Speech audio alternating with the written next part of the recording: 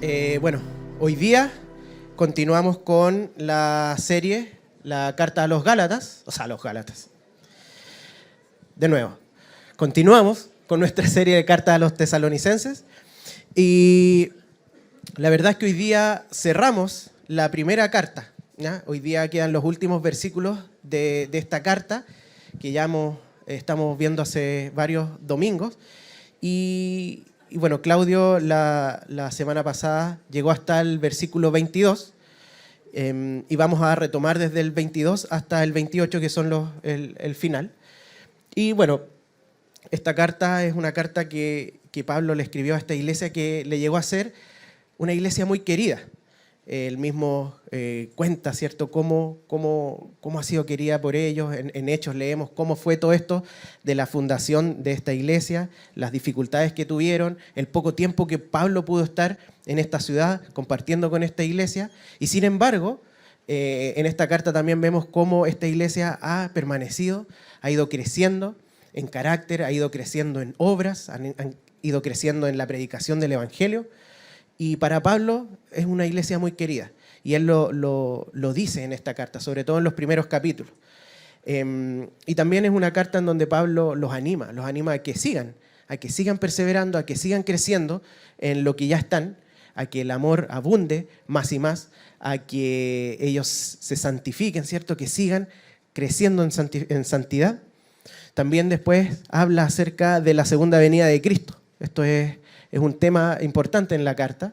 Los tesalonicenses tenían algunas dudas con respecto a las personas que habían muerto y Pablo les dice acerca de la segunda venida de Cristo con respecto a eso, pero también los anima a poder vivir y a cómo vivir esperando la venida de Cristo, ¿ya? Algo tan importante para la iglesia tesalónica y también para nosotros, ¿cierto?, que estamos esperando que nuestro Señor, que nuestro Salvador venga de nuevo. Y cómo eso tiene implicancias para nuestra vida hoy, para la vida de los tesalonicenses. Y en el último capítulo ya Pablo les da algunas instrucciones, que es lo que Claudio ha estado viendo los últimos domingos, algunas instrucciones bien específicas, bien concretas, y ahí habíamos quedado, ¿cierto? Hablaron del Espíritu Santo, también de las profecías, que es lo que decía eso, y llegamos hasta el versículo 22. Y Claudio nos decía que este versículo, el capítulo 5, versículo 22, de alguna manera resumía o condensaba todas estas instrucciones, todo lo que Pablo le había dicho, mandado a esta iglesia. Absténganse, ¿cierto?, de toda maldad, de toda especie de maldad. Y de alguna manera eso resumía. Y así que, bueno, vamos a leer los últimos versículos y ahí vamos a ir analizando algunas cosas. Dice: absteneos de toda especie de mal y el mismo Dios de paz os santifique por completo y todo vuestro ser, espíritu, alma y cuerpo sea guardado irreprensible para la venida de nuestro Señor Jesucristo. Fiel es el que os llama, el cual también lo hará. Hermanos, orad por nosotros. Saludad a todos los hermanos con ósculo santo. Os conjuro por el Señor que esta carta se lea a todos los santos hermanos. La gracia de nuestro Señor Jesucristo sea con vosotros. Amén. Entonces nos encontramos con la despedida de Pablo, ¿cierto? Pablo se está despidiendo de esta iglesia y vemos nuevamente la calidez de Pablo. Les dice, quiero que saluden a todos los hermanos de una manera fraternal, que esta carta sea leída por todos los hermanos. No solo por ustedes, quizás los que, no sé, los pastores o los ancianos de la iglesia, sino por todos. Pablo quería que todo esto fuera compartido por cada una de las personas de esa iglesia. Les pide oración también, ¿cierto?, porque Pablo estaba sufriendo persecución y se despide, ¿cierto?, deseándole, como es costumbre también de Pablo, que la gracia del Señor Jesucristo siempre esté con ellos, que es la base, ¿cierto?, del evangelio, de nuestra salvación, que es por gracia.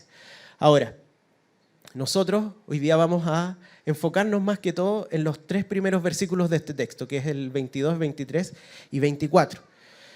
Y en esta parte se expresan dos verdades que muchas veces nos cuesta a veces entenderlas juntas y creo que aún más llevarlas a la práctica juntas, que tiene que ver con la santificación. Porque si se fijan, Pablo les dice que se abstengan de todo mal, y que esto era un resumen de todas las instrucciones y todo lo que estaba dando, ¿cierto? Que se alejen del mal, que se alejen del pecado. Él está dando una instrucción a ellos. Y en el versículo que sigue, es mismo Pablo que dice, pero Dios los santifique. Y muchas veces estamos como, bueno, ¿cómo es esto de la santificación? ¿Somos nosotros? Depende de lo que hacemos nosotros, depende de lo que Dios hace, es obra de Él, es obra de nosotros. ¿Qué porcentaje aportamos nosotros? ¿Qué porcentaje aporta Dios? ¿Es 50 y 50? ¿Es 99 y 1? ¿60-40? Podríamos estar así mucho rato, pero en el fondo es cuál es el rol que cumplimos nosotros como personas, como sus hijos, en este proceso de santificación. Así que hoy día vamos a ver básicamente 3 puntos. Vamos a ver que la santificación es responsabilidad humana. Vamos a ver que la santificación es una obra de Dios. Y finalmente, que la santificación es posible en el esfuerzo humano, en la responsabilidad humana, pero porque es una obra de Dios. Vamos al primer punto, ¿cierto? Que es el primer versículo. Absteneos de toda especie de mal. Retomando un poquito lo que estábamos diciendo, Pablo, ¿qué le está diciendo? ¿Qué es abstenerse? Es renunciar, es apartarse, alejarse, dicen otras versiones, de todo mal, de todo el pecado. Todo lo que tenga que ver con el pecado, aléjense de eso, no lo hagan. Vayan al otro lado. Si allá está el mal, absténganse, no lo cometan, no vayan en esa dirección. Eso es lo que Pablo le está diciendo.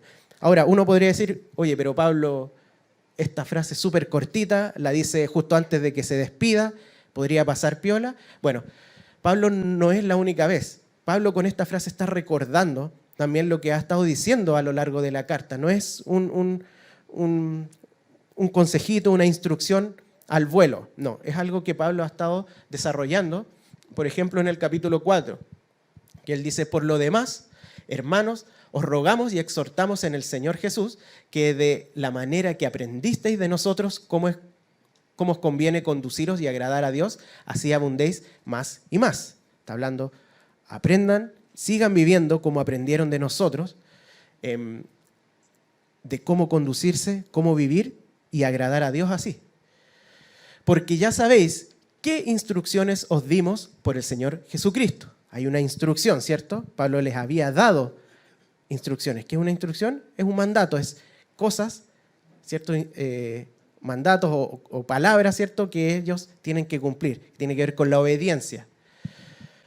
Pues la voluntad de Dios es vuestra santificación, que os apartéis de fornicación, que era el tema ya puntual que estaba hablando en ese momento, el pecado sexual. Pero nos habla de que la voluntad de Dios, ¿cierto? Es la santificación. Y él lo dice, entonces, si la voluntad de Dios es la santificación, entonces santifíquense, vivan de tal manera, hagan esto, dejen de hacer esto, ¿ya? Como diríamos nosotros, Pablo les está tirando la pelota, ¿sí? No les dice, chiquillos, amados, hay que santificarse, por lo tanto, queden separados y el Señor va a hacer todo, quédense ahí quietitos. No está diciendo eso, ¿sí? En estos textos él les está diciendo, obedezcan, vivan, apártense, absténganse, sigan estas instrucciones, obedezcan. Eso es lo que Pablo les está diciendo. Y es importante. Ahora, Pablo, volviendo al capítulo 5, Pablo les dice, absténganse de todo mal, ¿cierto? Lo que ya dijimos. Y inmediatamente dice, pero Dios los va a santificar. Entonces ahí es donde uno queda, bueno, ¿cómo es esto? ¿Por qué tanta exhortación a que nos santifiquemos, a que obedezcamos, a que hagamos, a que no hagamos, a que nos alejemos del pecado y que por otro lado nos acerquemos a Dios, que estemos apartados para Él, que vivamos como Cristo? Si después Pablo dice, pero es Dios el que hace la obra, es Dios el que los santifica. Entonces, si es Dios el que nos santifica, ¿cómo es que es nuestra responsabilidad? ¿Cómo podría hacerlo? ¿Qué cosas podemos, que es la segunda pregunta, ¿cierto? ¿Aportamos realmente a nuestra santificación? ¿Tenemos lo que nosotros hacemos, aporta en este proceso de parecernos más a Cristo, aporta en este proceso de alejarnos del pecado, aporta en este proceso de dejar la maldad, de abstenernos de toda maldad. Son preguntas que van saliendo. Y quizás tiene que ver con nosotros, cómo evaluamos las cosas, cómo lo pensamos. Y muchas veces entendemos este tema o el tema de la responsabilidad en la santificación que tenemos, como, allá se ve mejor, como esta persona. Nosotros como seres humanos no tenemos la capacidad propia de volar, ¿cierto? Podemos volar en aviones, podemos volar en helicópteros, en muchos inventos, ¿cierto? Pero por sí mismos, nosotros, el ser humano, no puede volar. Yo lo he intentado y no me ha resultado. Por más que nos esforcemos, por más que nos concentremos, no podemos volar. Es una incapacidad que tenemos nosotros. No es algo que podamos hacer. Por lo tanto, nosotros, entendiéndolo de esa manera, encontraríamos súper poco sentido, súper ridículo que saliera, por ejemplo, una ley, una instrucción, exigiéndonos volar en nuestros propios medios. No podemos. Diríamos, qué ridículo. ¿Por qué se nos exige algo que no podemos hacer? No tenemos esa responsabilidad, no vamos a asumir esa responsabilidad porque no podemos. Y muchas veces entendemos esta relación con Dios en términos de la santificación, así. Simplemente al no tener la capacidad, porque nosotros mismos decimos, bueno, nosotros no nos podemos santificar, no tenemos esa capacidad, somos seres caídos, ¿cierto? Por eso que el Señor es quien nos santifica. Y efectivamente, el Señor nos santifica y en términos de posición, somos santos ya, ¿cierto? Él nos ha apartado para Él nos ha libertado de la esclavitud al pecado. Somos santos. Pero también, como hemos dicho muchas veces, vivimos en este tiempo, hasta que Cristo venga, en donde luchamos con el pecado. No está desarraigado, seguimos pecando todos los días. Y decimos, bueno, no tengo la capacidad de dejar este pecado. En mis fuerzas, en mí, no está el ser santo. Es algo de Dios, ¿sí? Y lo entendemos y es así. Pero eso no nos quita la responsabilidad de serlo, porque lo entendemos así. Como lo entendía Pedro. Pedro dice, como hijos obedientes, no os conforméis a los deseos que antes teníais estando en vuestra ignorancia, sino como aquel que os llamó es santo, sed también vosotros santos en toda vuestra manera de vivir. Porque escrito está, sed santos porque yo soy santo. La demanda que Dios hace de santificación, de santidad, no es porque nosotros podamos o no podamos cumplirla, es porque Él es santo. Esto no se trata de mirar nuestras capacidades ni nuestros atributos, se trata de mirarlo a Él y entender su carácter, sus atributos. Se nos exige por parte de Dios, se nos demanda santidad porque Él es santo. Él es el Dios santo. No puede Él exigir algo que no sea santo. Lo que Él exige es santo. Eso se nos demanda. Por lo tanto, y dicho de otra manera, que nosotros vivamos completamente en santidad es lo justo. Eso es justo ante Dios, que nosotros vivamos en santidad. No estamos hablando todavía, oye, pero no podemos hacerlo. Olvidémonos de eso en este momento. Estamos hablando de nuestra responsabilidad. Somos responsables ante el Señor por nuestra santificación, por nuestra santidad. ¿Por qué? Porque Él es santo. Piensen en la caída. Adán y Eva, santos, no había pecado. ¿Sí? Vivían en comunión con Dios. Ellos caen. La naturaleza se corrompe, ¿cierto? Ya no son santos, ahora son pecadores. Entonces el Señor dice, bueno, como ahora son pecadores, entonces yo ya no les exijo que sean santos. ¿Dice eso el Señor? No. De hecho, la demanda es justamente esa. Después, en todo su plan, ¿cierto? Él le da la ley a Moisés. ¿Y qué es la ley? Es la expresión de su santidad. Está lleno de instrucciones.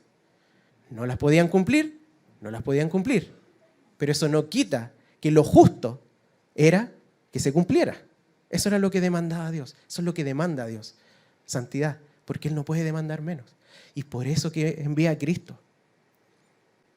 Porque si Él hubiese olvidado, simplemente dicho, bueno, ya no les puedo exigir, entonces filo, no les exijo, entonces no hubiese mandado a Cristo.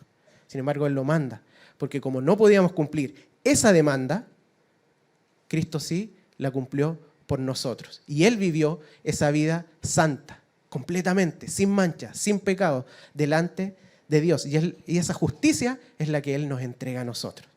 Por eso es que el Señor nos ve ahora y nos recibe y somos santos por Cristo, no por nosotros, por Cristo, ¿sí? Somos santos posicionalmente. Entonces, pero se fijan cómo la incapacidad o la capacidad de vivir en santidad no exime de la exigencia que Dios tiene, la exigencia que Dios nos hace de ser santos. Es una responsabilidad. Todos los que estamos acá somos responsables de eso. Todos somos responsables.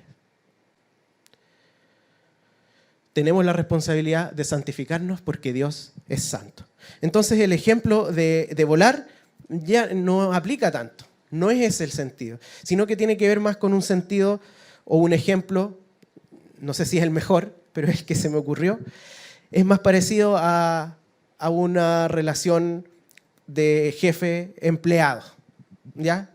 Un jefe tiene a una persona que está contratada para hacer un trabajo al otro día y esa persona en su tiempo libre sale, se va con sus amigotes, se va de carrete, se pone a tomar, llega a las 7 de la mañana a su casa y entra a las 8 a trabajar.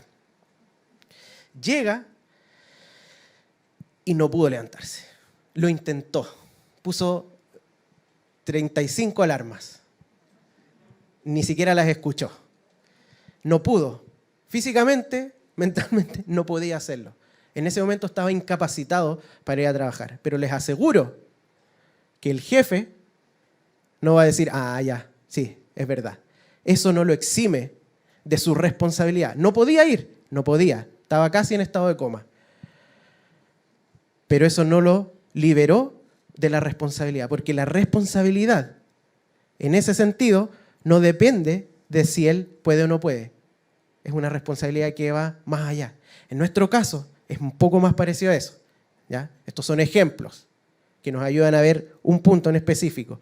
Y es que nuestra capacidad o incapacidad no nos exime de la responsabilidad que tenemos frente al Creador, a Dios Santo, el vivir en santidad. Ahí está el jefe. Ahora, entendiendo solo este punto de Dios es santo y Él nos demanda santidad, nos exige santidad y Él además entregó a su Hijo porque no podíamos cumplirlo. Él envía a su Hijo y nos hace santo posicionalmente. ¿No deberíamos esforzarnos en crecer en santidad? ¿No debería ser esa nuestra vida? ¿No deberíamos luchar con todas nuestras fuerzas en no pecar? ¿No deberíamos poner toda nuestra dedicación a llegar a ser como Cristo? La respuesta es sí, deberíamos hacerlo. ¿Lo podemos lograr? Vamos a ir viendo. Pero deberíamos dedicar nuestras vidas, nuestro tiempo, nuestras fuerzas, todo en este proceso de santificación. Sí, ¿por qué? Porque es lo justo.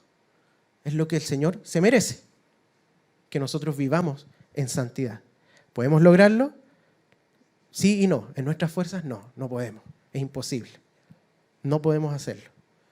Por eso es que es una obra de Dios. Y por eso es que Pablo, al decirle, esfuércense, absténganse de toda maldad, pero yo le pido al Señor que los santifique a ustedes por completo. Porque la verdad es que no podemos. Pero eso no quita que seamos responsables y que debamos esforzarnos en la santificación. Que es el versículo que viene ahora, ¿cierto? Y el mismo Dios de paz os santifique por completo y todo vuestro ser, espíritu, alma y cuerpo sea guardado irreprensible para la venida de nuestro Señor Jesucristo. Pablo les dice, ¿cierto? Absténganse de toda maldad, pero este es mi deseo, que el Señor los santifique en verdad. Que el Señor haga la obra. Cuando Él dice vuestro ser, espíritu, alma y cuerpo, se está refiriendo a la integridad de la persona. No está hablando de cosas externas solamente, sino que cosas externas que deriven, que sea el reflejo del corazón, ¿sí? La parte material, la parte inmaterial del ser humano. Todo, como dice al principio, santifique por completo. Y que nos guarde, nos mantenga, ¿cierto?, irreprensibles. ¿Hasta cuándo? Hasta que Cristo venga. Eso nos habla de que es de toda la vida y es hasta ese momento. Porque cuando Cristo venga, la verdad es que ahí va a ser consumado todo, en todo sentido, y ya vamos a ser santos en todo sentido. Ya no va a haber pecado. Pero hasta ese punto, Pablo decía que el Señor los vaya santificando, que el Señor los santifique. Y no es solo un deseo, sino que Él dice, fiel Él es el que los llama, el cual también lo hará. Él estaba seguro porque Él conocía al Señor. Cuando habla de fidelidad es porque el Señor se ha comprometido y lo ha prometido. ¿Qué cosa? A santificarnos a la imagen de Cristo hasta que Él venga. No vamos a ahondar tanto en esto porque creo que lo hemos hablado mucho, ¿cierto? El Espíritu Santo es quien nos santifica, va transformando nuestro corazón a la medida de Cristo toda nuestra vida. Entonces, ¿no debería alegrarnos el saber que Dios es quien nos va santificando? ¿No debería darnos gozo el estar seguros de que avanzaremos en el proceso de santificación porque Él se ha comprometido a hacerlo? Entonces, las primeras preguntas iban apuntadas a ¿no deberíamos esforzarnos con todo? Y estas preguntas van, ¿y no deberíamos hacerlo en gozo, sabiendo que Él es quien nos va a ir santificando porque Él se comprometió en Cristo a hacerlo? Y entendemos estas dos verdades, pero muchas veces nos es difícil conjugarlas. ¿Cómo es esto? Porque el pensamiento humano es muchas veces el siguiente, es como, ¿para qué me voy a esforzar si al final la obra es del Señor? ¿Por qué tengo que hacer algo yo si al final es Él el que hace la santificación? ¿Por qué tengo que estar haciendo esto si finalmente no depende de mí, depende de Dios? ¿Sí? Ese es nuestro pensamiento muchas veces. Y eso es un pensamiento que lo llevamos mucho a la práctica. Y en general hay dos extremos. Uno es ese, ¿cierto? Es como, bueno, si el Señor hace la obra, entonces que la haga. Yo voy a esperar que el Señor la haga. Y el otro extremo es como la Biblia me exhorta a tener que hacer cosas, entonces yo me enfoco en mis propios esfuerzos. Y hago todo. Y si fallo en algo, todo mi proceso de santificación se fue a las pailas. ¿Sí? Y nos ponemos una mochila súper pesada, porque estamos llevando todo este proceso, entendiendo este proceso de santificación en nuestros propios hombros, algo que es imposible. Entonces nos cuesta, es difícil. Y hay un versículo en Filipenses que de alguna manera, hay hartos versículos, pero este de alguna manera conjuga estas dos cosas. Dice, por tanto, amados míos, como siempre habéis obedecido, no como en mi presencia solamente, sino mucho más ahora en mi ausencia, ocupaos en vuestra salvación con temor y temblor, porque Dios es el que en vosotros produce así el querer como el hacer por su buena voluntad. ¿Qué es lo que Pablo le está diciendo a los filipenses? Ustedes han obedecido, ¿cierto? Han vivido, han hecho. La pelota es de ellos, ¿cierto? Ustedes han obedecido cuando he estado yo y cuando no he estado. Y ahora él les dice, ocúpense. No dice preocúpense. Dice ocúpense. Eso es acción. Hagan, dejen de hacer. Sigan las instrucciones, obedezcan, ocúpense. No dice ni para ni de, dice en. ¿Sí? En su salvación. Esto no es para ganar la salvación, esto es en la salvación. Ya que son salvos, ya que son la iglesia, ya que tienen un llamado, vivan conforme a este llamado. Vivan así como relajadamente, como cuando quieran, cuando puedan. No, con temor y temblor. Esto nos habla de, en responsabilidad, diligentemente, ¿sí? Esforzándose. Esforzándonos en nuestra salvación. Ya, pero si el esfuerzo humano no da frutos, en nuestras fuerzas no, Si fuera solo esfuerzo humano, claro que no. Pero él dice, esfuércense, vivan esta salvación diligentemente, con todo. ¿Por qué? Porque es la obra de Dios. Porque Dios hace la obra. Porque Él pone el querer como el hacer. Es Él la obra. Y se conjugan estas dos cosas. En el fondo es como decir, ¿por qué nos esforzamos? Porque va a traer fruto, porque es la obra de Dios. Nos esforzamos gozosos porque sabemos que Él se comprometió a dar esos frutos. No porque nuestro esfuerzo valga eso, sino que porque Dios así lo ha establecido. Vamos a hablar de un ejemplo que quizás nos ayuda a entender un poco más esto que es de la Biblia. Jericó, esta es una de las pocas fotos que hay antes de que se derrumbaran los muros. Y ustedes saben la historia de Jericó. El pueblo de Israel estaba conquistando, estaba empezando la conquista. Esta fue una de las primeras ciudades que ellos tomaron y era una ciudad muy fortificada, tenía muros grandes y la verdad es que el Señor les dice, ya iban a cargo de Josué, y les dicen, ya, ¿sabes qué? Esta ciudad ya está lista, esta ciudad está tomada, es de ustedes, yo se las entrego. Ya, súper. Entonces, ellos se sentaron y miraron cómo Dios destruyó todos los muros. ¿Pasó eso? No. ¿Qué es lo que Dios hizo? Ustedes, esto está listo, pero ustedes tienen que dar 7 días vueltas tocando trompetas. Algo que era militarmente un poco ridículo, pero les tiró la pelota. ¿Sí? Esto está listo.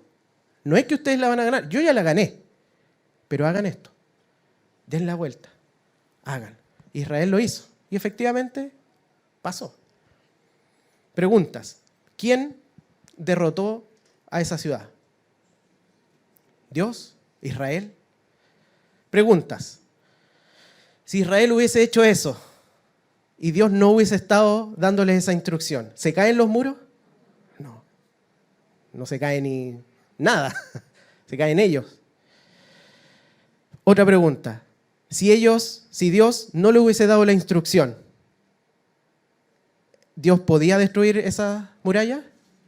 Sí. ¿De quién es la obra? Es de Dios. ¿Pero la hace a través de qué? De la obediencia. ¿Sí? La hace a través de la obediencia. ¿Qué implicancias tiene? El Señor ha establecido obrar a través de la obediencia. Por lo tanto, no hay que descartar el esfuerzo humano. No es simplemente decir, bueno, como es tu obra, como yo soy incapaz, Señor, hace tú, yo no hago nada.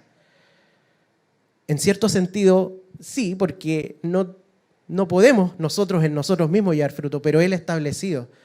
Pero yo obro en la obediencia. Vean el Antiguo Testamento. Vean, no sé, hace poco estudiamos el libro de Jueces en los jóvenes. El libro de Jueces está lleno de levantaba a personas incapaces y obraba, pero esas personas obedecían. Era en la acción, era en la práctica. Ahí lo hacía el Señor. ¿Porque Él nos necesita? No. ¿Porque Él no puede obrar si no nos esforzamos? No. Porque Él ha establecido así y el Señor es tan bueno que cuando nosotros obedecemos es de crecimiento para nosotros. Porque para Israel fue una expresión de confianza y de fe. Es como, no, sí, Señor, si yo creo que tú puedes destruir los muros. Ya, entonces da 7 vueltas. Cuando tú des las 7 vueltas, yo lo voy a hacer. No, es que entonces no crees que yo lo voy a hacer. Porque el Señor tiene que ver con una relación.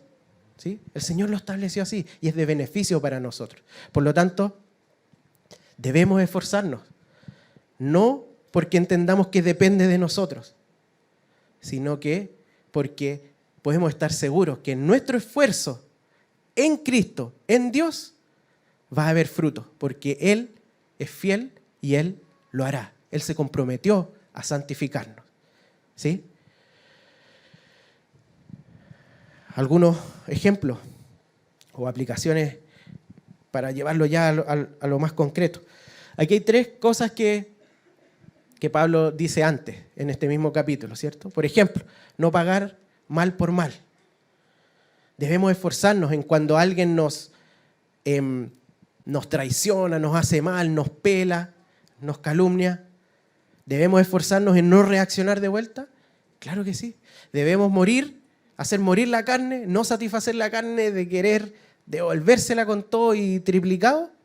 Sí, ¿debemos esforzarnos? Sí, ¿debemos tomar la carne y agarrarla? Sí, debemos hacerlo, esforzarnos. Pero también debemos esforzarnos en entender el Evangelio. Que, por ejemplo, que el Señor no nos pagó a nosotros conforme a nuestros pecados.